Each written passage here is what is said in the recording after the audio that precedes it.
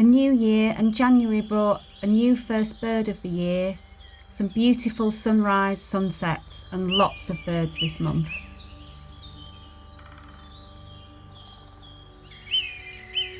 I woke on January the 1st to see a red kite flying above my house, so that became my first bird of the year.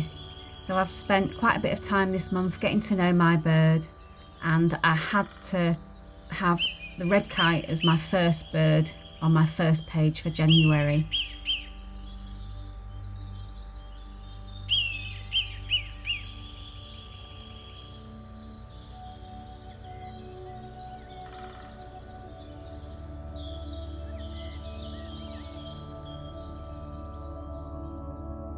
We woke early on the 2nd of January to take my daughter to the train station to see her off to France.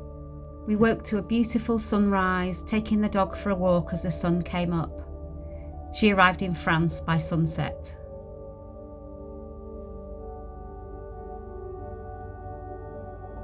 Last year I used my handmade oat gall ink to write in my journal. This year I'm using the shaggy ink cap ink that I made last autumn.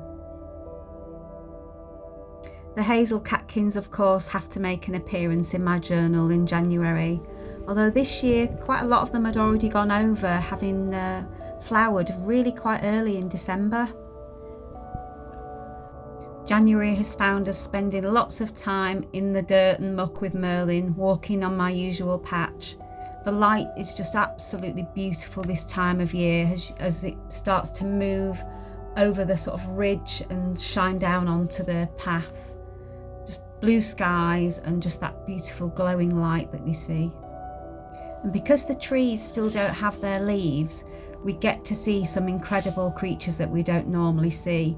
I've had lots of beautiful views of jay this year.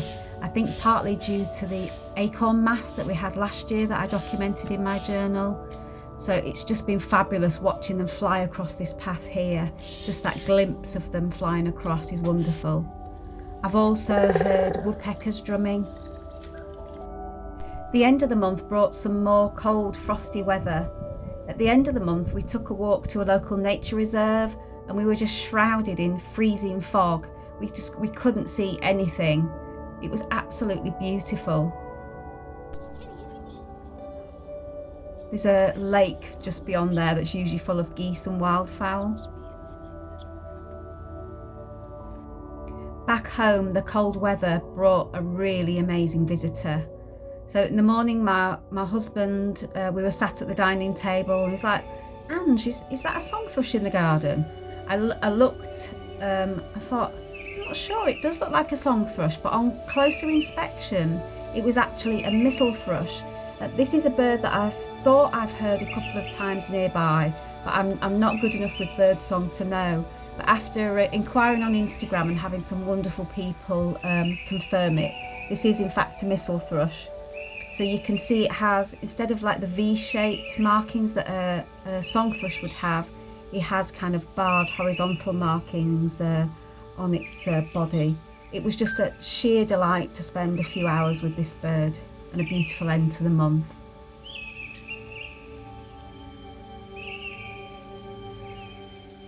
The last bird for January was a lapwing.